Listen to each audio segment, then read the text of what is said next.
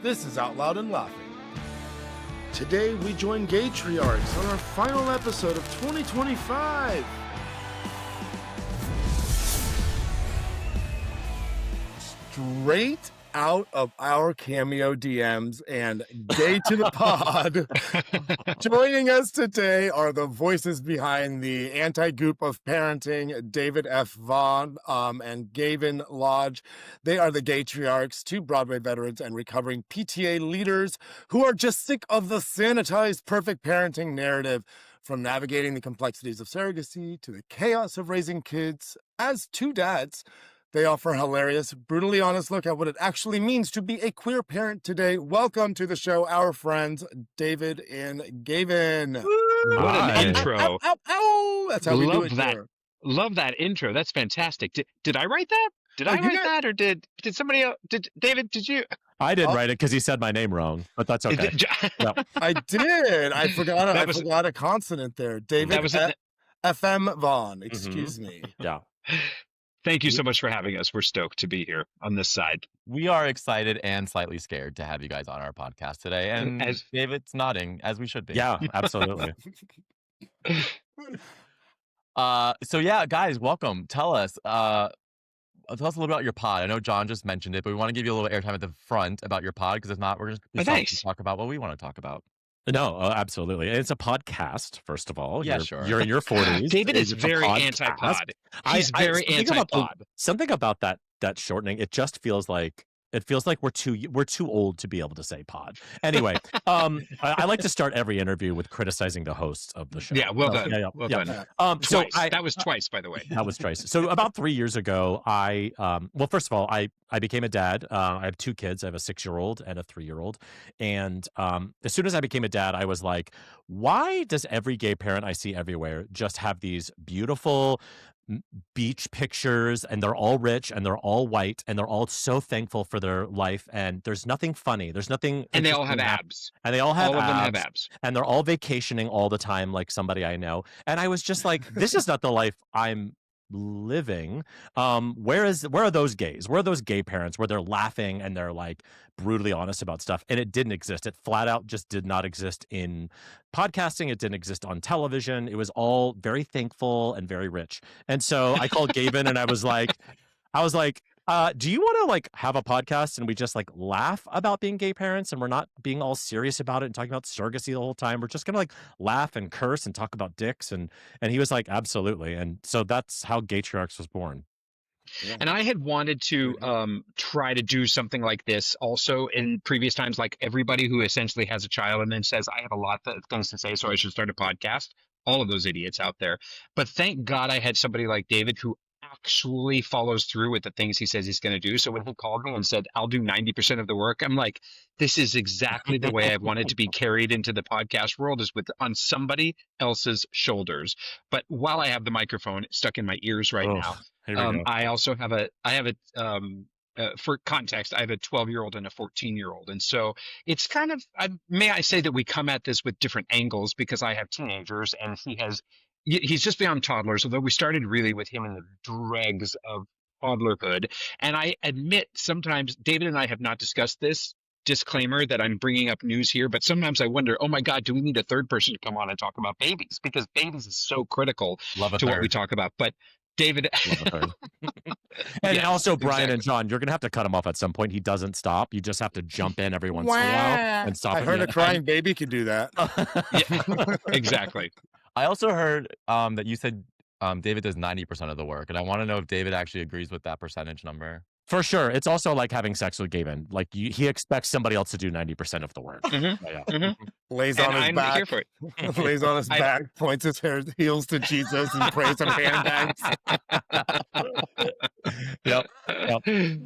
I will bite my tongue here. No need for me to explain or disclaim. Mm-hmm. I love it. John, let's get into our first topic with these two. I would get into any tops with these two. Sure, let's do it. Oh, topics. Sorry. Yes. Mm-hmm. Mm-hmm. John and I just got back from a fabulous vacation where his sister got married. So we thought we would jump into our first topic. And I kind of want John to set the stage. Which is rubbing sand in the wounds of the fact that David and I haven't had a vacation in 3 years. Is that That's what Listen, it is. your issues are your issues. Yeah. And Okay. That's fine. That's Listen, when you ladder that up to traveling with kids, which is where I think we want to take this, I think you guys have your own experiences. I'm traveling with kids who aren't even mine.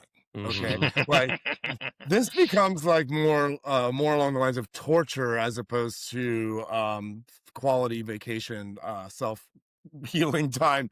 But sure. it's a whole thing. I yeah, mean, I listen, and I come in at the fun part. Like I don't even know what it's like leading up to it. I packed for myself and barely if that well at that point. So guys, you're gonna have to walk me through a little bit of this because I'll jump in where I can, but where does this even begin? Packing for multiple people besides yourselves? it's Walk me horrible. walk me through. Yeah. The level of anxiety you have in preparing for the worst in every scenario absolutely undercuts the level of fun you're anticipating. And I feel like that has broken my spirit of fun to the degree that my kids now just refer to me as the not fun dad. Thanks a lot, guys. But my first thought is just like preparing for the worst when in reality, you hit some bumps along the road, but there's no way to be prepared for all of that. But David, what are your first thoughts on that? Well, it reminds me of, you know how like people joke when you're packing for a vacation and you pack too many underwears and they're like, how many times are you going to shit your pants? Ha ha ha ha. Well, when you have kids, they're going to shit their pants and they're Double going it. to shit their pants quite a bit. And so that is for sure something that I think is very important. I always think that the one big lesson I've learned with traveling with kids, well, young kids, is that more is not better. More different things is better. So like for snacks on the plane, a ton of chips, not as good as a little bag of chips, a little bag of pretzels, a little bag of this, a little bag of that, because to keep their mind occupied is the trick. And so that's the same with like coloring and all that kind of shit. So I think the one lesson I've learned is like have a lot of different things to keep them engaged, even if it's like a toy car. That saved us in Newark Airport one time when we were delayed for 5 hours, was this little tiny fucking car. And he just rolled it down the ramp. Sorry, handicapped people, but we have things to do. And we just rolled it down the ramp over and over and yes. over again. And that lasted an hour and a half. And then when he was done with that, we're like, great, we have another thing. So I don't think it's just iPad and a bunch of food. I think it's a lot of different things. And then also thinking about whether or not you're going to a destination with a target or a destination where you are going to be completely on your own and do really have to bring everything. But my overall thought here is not a specific packing list, but leaving behind your expectations that everything is going to be Instagrammable. Because as a control freak, know the disappointment you give to yourself when you think you can control everything on a vacation. And in reality, in vacation, you should always be kind of like flexible, but with kids, you just have to let go of the expectations and just be like, you know what, if they're going to completely waste their time with just a Matchbox car at a fabulous 5-star resort, they're gonna be happier if you leave them alone, and you will be happier if they are basically happy. So it's leaving behind the expectations, honestly. We don't My shop at big- Target anymore. Yeah, yeah, we don't. I agree. My biggest learning with traveling with kids is the proportions. Make sure you have more adults to children to make sure that there's help there. Because when you go with just yourself, your partner, and the kids, that's not a fucking vacation. Nope. That is a trip, and you want to get home. But when I have, so John and I are excited because we're going to this wedding last week. My whole family's there. My parents are going to be with the kids. I am literally walking up to check-in with my kids after a plane ride saying, parents, take the fucking kids. My mom and my dad, both of them, slipped and fell. My dad breaks his toe. My mom breaks her foot. So I literally had only John to help me on this trip. I quite literally inconsiderate of stepped them. in. I quite literally stepped in. I had to. There was no other feet left too. So That is inconsiderate of them to do to you, is what I think. It is. Yeah. It is. But I also, fun fact, I packed a shit ton for the whole family, and I did it so quickly that I literally was on the plane ride texting my parents before we landed saying, definitely forgot to pack Kenzie's bathing suits. I need you to go buy some. But yeah, this was Not at Target. pre-foot and not at Target. No, this was definitely on the resort property. So an arm and a It was leg really cheap.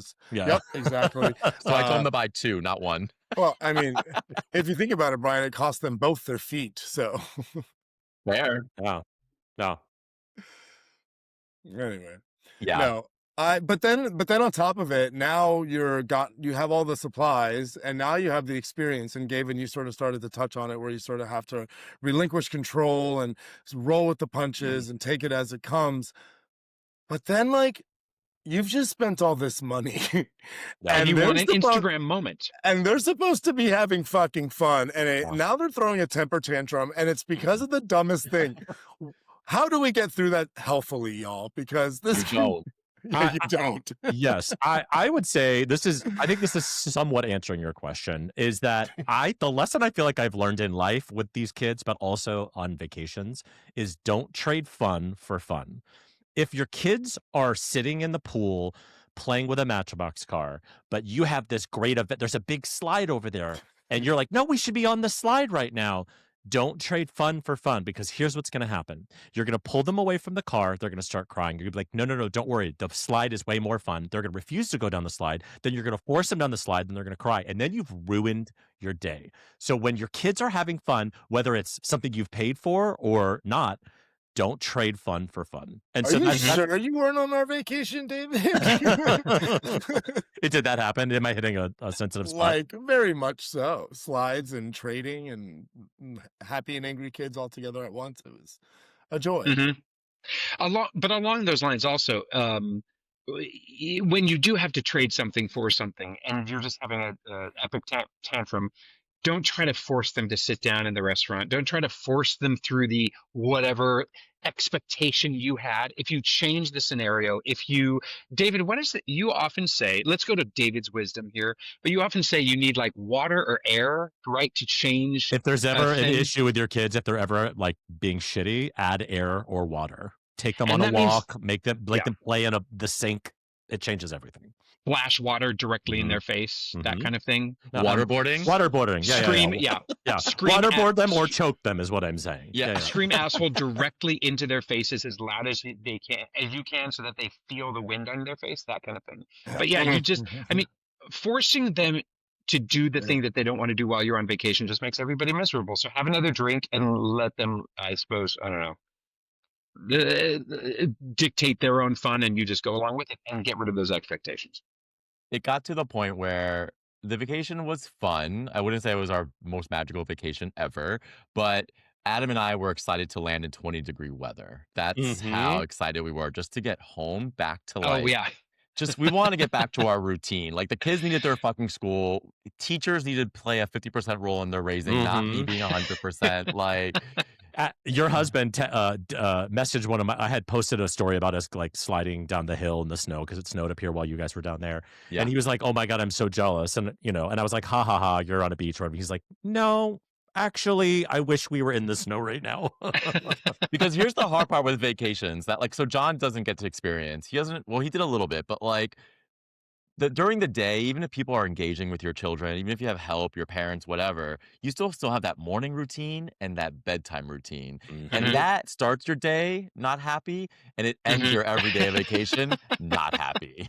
Yes, it's so true. Oh my God. If it goes wrong. Wait, I don't know if this is the point of your podcast, but a helpful bit of advice for when you are around other people who can help watch your kid and you're just like, please fucking watch my child, I don't want to do it, is to make sure that you have specified a person to be watching your kid. So what happens oftentimes is you'll be at a party and there'll be all your family there and you're like, great, somebody will watch them. Well, then everyone thinks somebody else is watching them. Yes. And then they're, face down in the pool. So I found that it's really great to be like, if you're going to walk away, because there's, family or whatever, you say, hey, mom, can you watch him while I'm gone? That way she knows it's a point person because we all feel the same way. So I had that, and then they broke their feet. Okay. So next topic that we want to deep dive into with the holiday season was lying to your children. Love it. Oh. And ourselves as gay men, but let's talk about the children first, because we've wrapped up the holiday season. We've had a fucking elf in our house for 24 days that the kids somehow I don't know how their brain doesn't work, because they still think it's magic and that thing is flying around every night, but it works. And even the whole Santa thing, like, it's magical, and don't get me wrong, I love it. I think it's amazing. I'll keep it going for as long as possible, but it is a little weird that I have to lie about that to them. Yeah. It's like the first really massive lie you give to them. But I have to say, now that my kids are on the other side, we have never discussed it. They have never sat us down to say, hey, by the way, we don't believe anymore, but boy, do they want presents. Although Santa just doesn't come up in the conversation anymore, honestly. But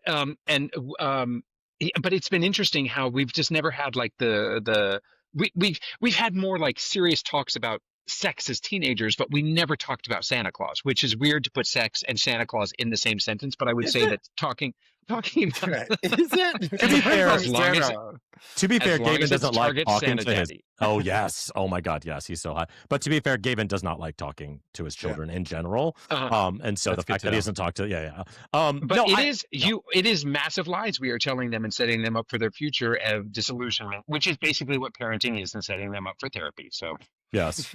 It's also hard. It's like weirdly, like I'm very much an atheist. I've been an atheist for a very long time. I don't know if the word devout is because it's kind of the absence of something, but like it feels. I know it sounds so silly, but it feels weird for me to be lying to my kids when they ask me directly, "Is the tooth fairy real?" And be like, "No." No, none of this is real. God is not real. What are you talking about? But it is hard because I do want to give them magic and hope and everything. But I'm literally saying something that I know is not true. And I know who cares, David, but it feels weird.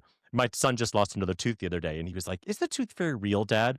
And I like lying to my children. I want to point that out. But this feels weird to lie about. But yeah, we don't do Elf on the Shelf, but we do Santa and how have you not done Elf on the Shelf? They Because how have have an we not elf. discussed this? They have an elf on the shelf. They just don't move it, and it's not the standard one. I've been to the house, David. Busted. Yeah. Oh my God, I I'm love so it. glad. Like the only elf I'm moving around here, like name changes on a nightly basis. So I'm just and he moves on his own, girls. Uh-huh. If Let me tell only. you. Yeah. Sounds fantastic. Oh man. Which Oh leads me man. to my other question. What are some of the lies as gay men that we tell ourselves?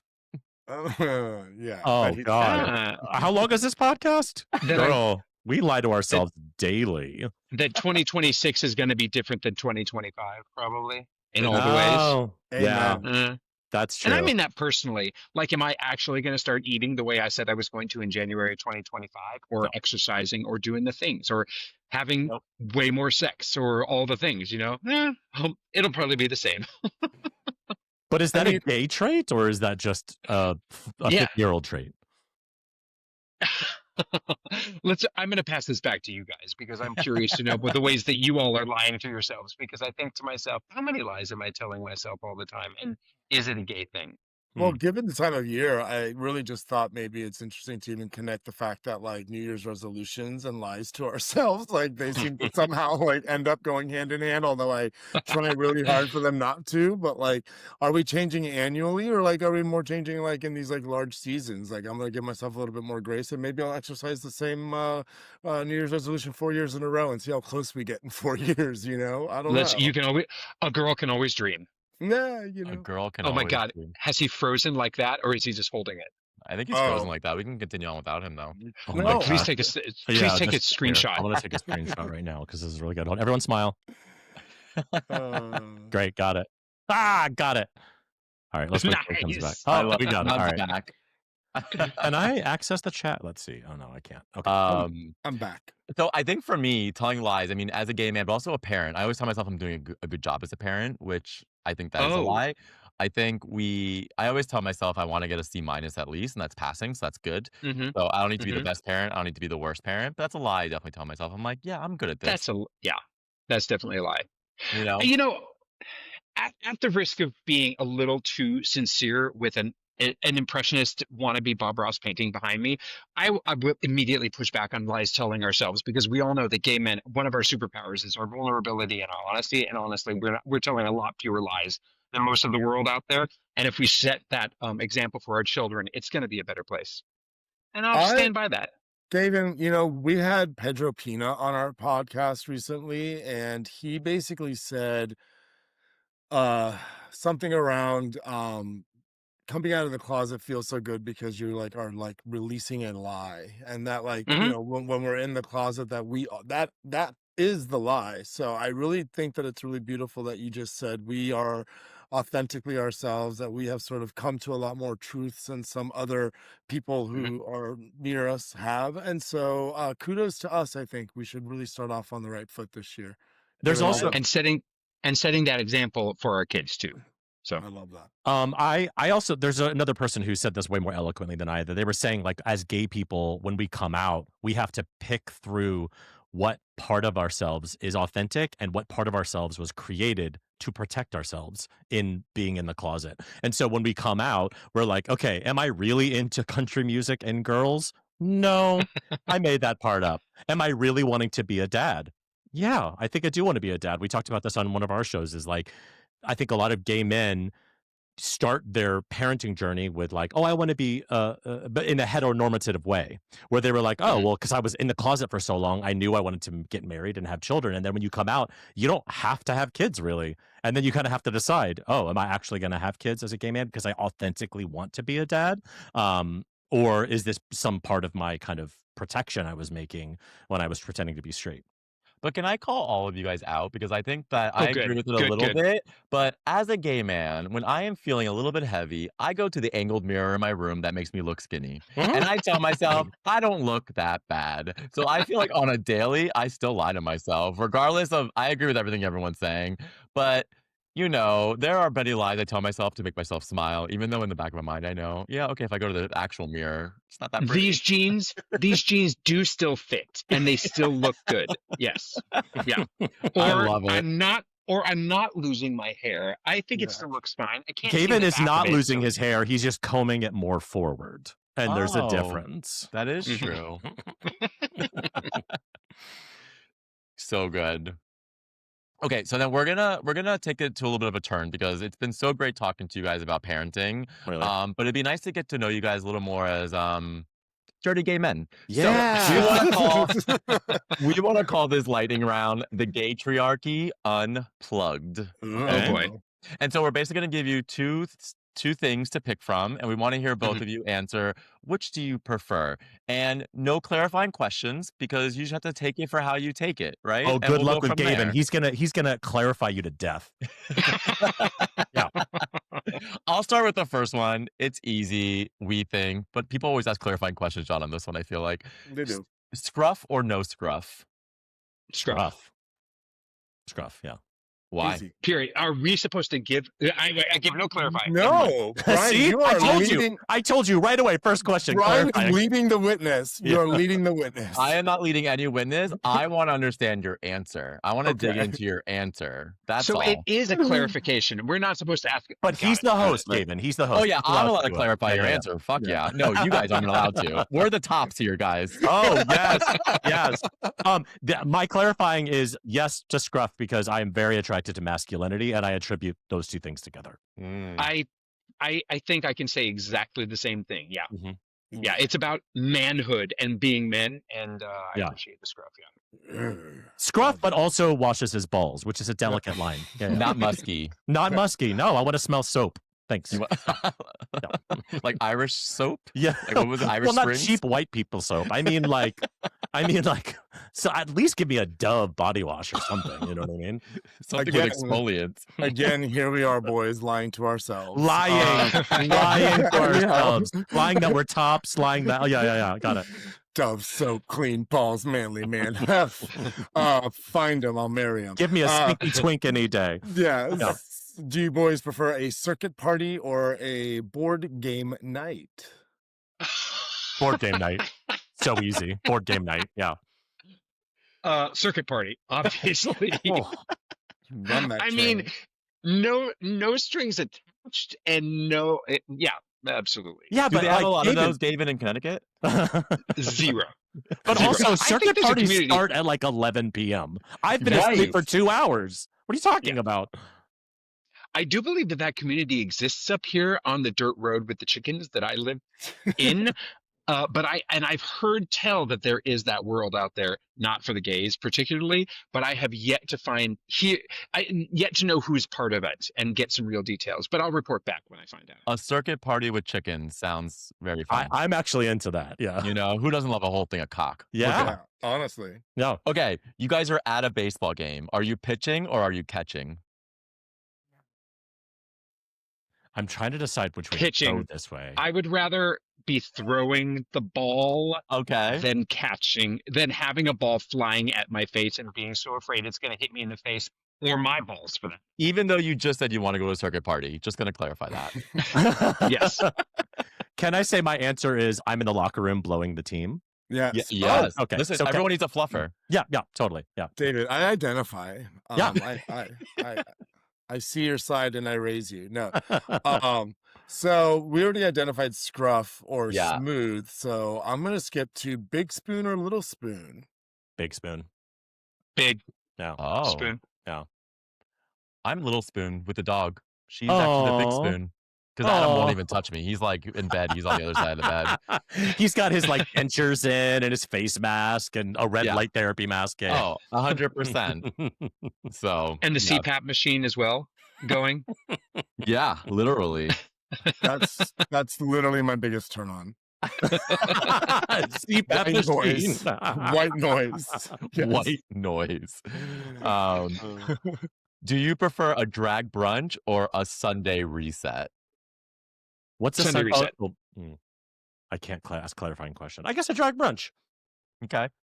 All right. Like, is that in the city? Like, I don't know what a Sunday babysitters? reset is, so I just chose one. Just like hanging, like maybe like laying on the couch, like a little Netflix. Oh, like yeah, kind Sunday of- reset. Sorry. Yeah. No. Sunday reset. Yeah. I'm exhausted at the idea of going to a drag brunch, and I love drag brunches for other people. I'll take the reset. I also like think the. Go Go ahead. ahead. I was No, gonna go say it's fun to watch a drag queen melt in the sun. There's something because like the drag queen. What I love about drag queens is that they're so powerful. They're in command everywhere they go. They are the boss where they go. Except for a drag queen brunch at like 9 a.m. in Louisiana, and you start to see, the glue is starting to come up, the sweat's going down, like they're really struggling. There's something beautiful to that. I all the image I'm getting, David, is Oscars in Palm Springs, and it's like by no fault that they called it a man's name because the sun is so hot. By the time they're done performing, they're literally all Oscars. I mean, Oh, that's cute. oh dear. Let's see here. Are we into the silver fox or more of the baby faces these days? Silver fox. Silver fox. Okay. Yeah, Yeah. we're I get that. Are we getting What about aligned? Yeah. Yeah, I think we're all aligned. What about sweatpants or skinny jeans? Oh, sweatpants and like no underwear, please. But like winter sweatpants, exactly. Yes, exactly. Where it's all like tight but like poked out. Like so, I want it. Yeah. No, Outlines. Outlines. Fall is my favorite season because of outlines. Absolutely. I get to know if you're circumcised or not without even knowing your name. Oh my God, And John, that's a whole important new to me. segment, outlines and laughing. I'm dead. Yeah, I would subscribe to that show. I hate that I didn't come up with that. Oh my Okay, God. John, you're next. All right. Because this one's probably the pièce de résistance. Whips and chains or leather gear? Leather gear. Whips and chains. Just I don't like it. It feels like it would hurt. And I've never done leather. Like I've never worn leather in the sexual way. But I gotta say leather. I guess I'll say leather. Would you prefer a I've never furry? been to an eagle. I'm like, Okay. Yeah. The eagle is dark.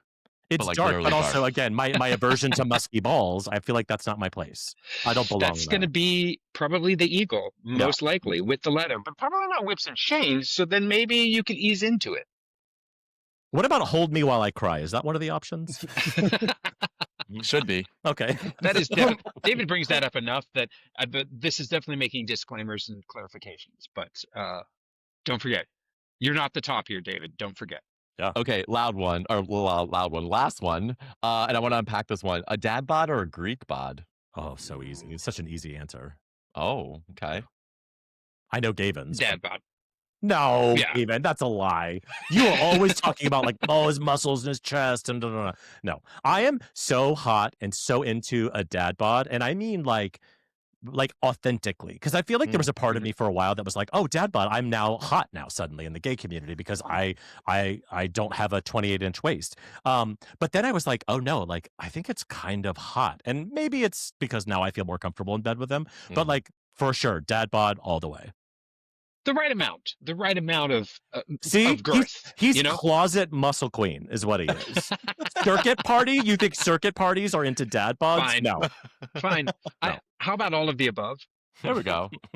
Equal I- opportunist. I literally knew I was gay after watching Hercules. Like, I mean, who doesn't like yeah. Which idolize that Hercules are we talking about? The Disney Anim- one. It's The John. animated one. cartoon? Hello. No Disney cartoon can stand up to any actual human. The anthropomorphification of Disney characters is yeah, give me that Hercules drawn body. Fun fact, David and I live close to each other, so we get to hang out now, and we were at their house, and they had this amazing Aladdin ornament on the tree, and my husband Adam was like, oh, I love Aladdin. And David had no problem shaming and saying, oh, you married the Temu version of Aladdin. I said you married Temu Aladdin. Aladdin. Yeah. Referring to you, Brian. Correct.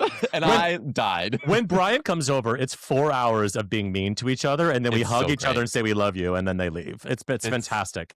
It's actually been very therapeutic. It's my new Sunday therapy. I would say you were less Temu, more DH Gate. If you're not even familiar with that, that's like the Canal Street of Amazon. Yeah. You're like you don't look like the picture, it comes in like but it still delivers and it's cheap and it's essentially the same thing, but it coming in exactly the same package. So it always comes. It always comes. It's the same thing, but something just ain't right. Do you know what I mean? It's like something along the edges is not right. But wait, I challenge you guys, you muscle queens, David Harbour in Stranger Things. Oh. Tell me you don't want him to pin you down behind an Applebee's. Yes. Yeah. Okay. With the Target Santa Daddy. Correct. And there you go. So that brings on the dad bod and the scruff. And the silver fox right in there. And the muscles, because that guy in the Target ad is like super muscular. Yeah. Wait, hold the phone. Is anybody here watching that HBO show, Heated Rivalry? I've only watched all the clips online, so I've jerked off to it all. Of course. Yeah. But I've not watched it. I mean, if you guys haven't talked about it yet, I definitely brought it up like, oh my God, we've got to talk about this because we're so behind at talking about it. And David mocked me relentlessly, per usual, about it. But I'm glad that you're bringing it up like you haven't talked about it. So please tell. Well, I'm just saying they are literally celebrating all of these Greek bods. I think it's why it's been so successful. Timely in our conversation because season 2 was just picked up by HBO last month. Yeah, so we will be seeing more Greek bods coming. But yeah, I mean, like if there were a bunch of dad bods on there, I'm not sure it would be that successful. I think all of us kind of like this sort of like ideal body type. I think so too. However, that ass is not a Greek ass. That is a little bit sloppy of an ass, which is why it's so sexy. Do you know what I mean? It's a little sloppy. The Russian one? Mm-hmm. Has character. It's a little sloppy. And I think that's what we like about it. Do you know what I mean? Yeah, absolutely. It's like if you bolded the peach emoji, Which is, listen, that's my dream because I have no ass. I go from back to leg. There's no transition whatsoever. It's one line all the way down. That's great. No. Well, we loved having the Gaytriarchs on our podcast. We will think about having you guys back again. We know people can find you in the back dark room of the Eagle, but where else can people find you and your podcast online? Oh, God, you are just a delight. We are at Gaytriarchs Podcast basically everywhere on the internet. The pod. No, we don't say that. You're in your 40s, babe. You can't say that. We're at Gaytriarchs Podcast. We have a new episode every Wednesday. Come over and laugh with us. We try to crank out as much social media as we possibly can, but oh my God, the game there. But get at Gaytriarchs Podcast and also on TikTok, just like moving it over there as well. But look for us there too. We'll definitely underwhelm and disappoint. Just like today. Well, we loved having both of you. We will definitely be having you guys back. And thanks so much, guys, for joining Out Loud and Laughing. Thanks, guys. Bye. Bye. This was Out Loud and Laughing. We're available everywhere you get your podcasts. Spotify, Apple, YouTube, iHeart, or wherever.